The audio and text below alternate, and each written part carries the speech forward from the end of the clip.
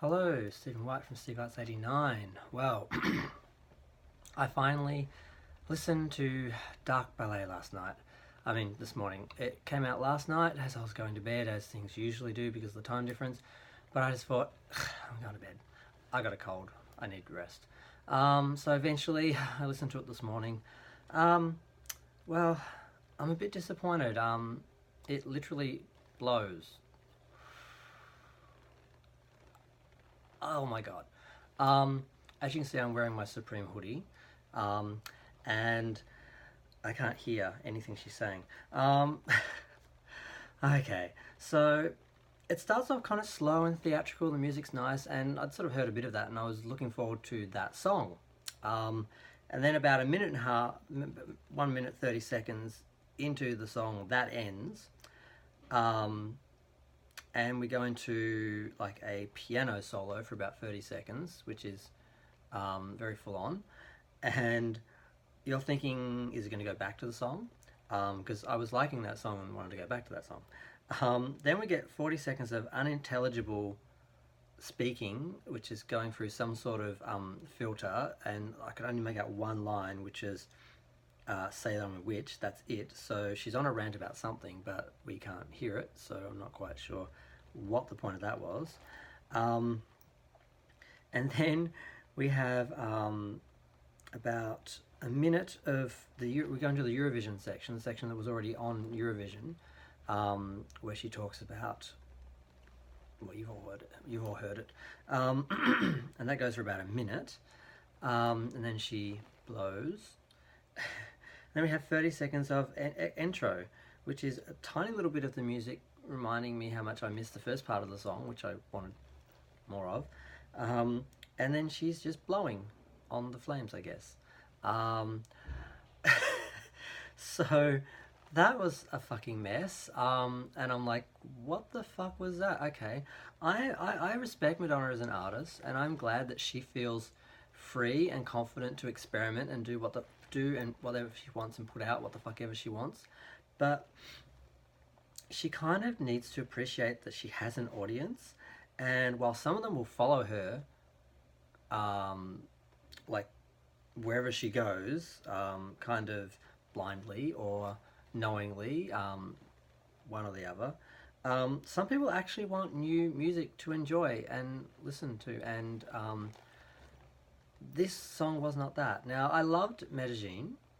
I loved I Rise, totally different. One is fun, doesn't last as long, but is fun, and when you're in it, you're enjoying it, and cha-cha-cha.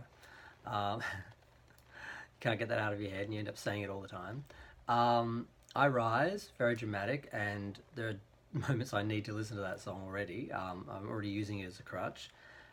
Crave I love. I thought it was absolutely beautiful. I could listen to it all the time. It should be a huge hit. I don't know why. Well, I think the way she's rolling out her singles is why that hasn't gotten the amount of attention it should have.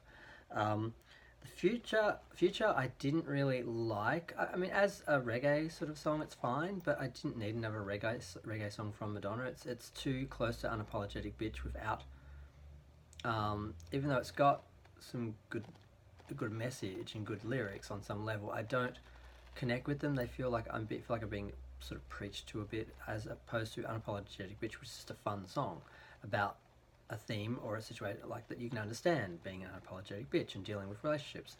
So I like that much better, and I didn't need a second version of that. So, and I found her vocals were so repetitive and flat. I didn't really. That's all I heard. I can't really listen to it. Although sometimes I can hear the music, and hear the trumpets, and it's all okay. But I can't. So I didn't really like that. And God knows you can't not like a Madonna song and be a Madonna fan. You will be in deep shit for that. You have to love everything, no matter what, or you are not a Madonna fan. I've been a Madonna fan my whole fucking life since I was 7 years old. I don't like every song of hers. There's a few I hate. I won't listen to them. I've taken them out of my my albums on my iTunes and that, so I don't even hear them. There's a few of them that they're just in a little folder somewhere, just so I have them, just in case I ever want to listen to them again, but probably never will. There's only 3 or 4 of them.